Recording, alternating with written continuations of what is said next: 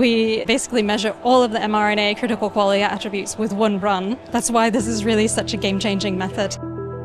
My name is Amanda Hughes. I'm currently working on bringing nanopore sequencing into the good manufacturing practices environment. The idea is to simplify and accelerate QC testing of mRNA therapeutics.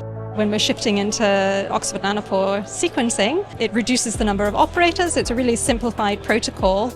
Because it's sequence-agnostic, we don't require upstream development. This kind of de-risks the project early on. We're using the Q-line device. It gives us an automated workflow where we go from starting the device to the QC report. It's really important that we are delivering to patients exactly what we say we're delivering to them. So we need to make sure that the sequence is correct.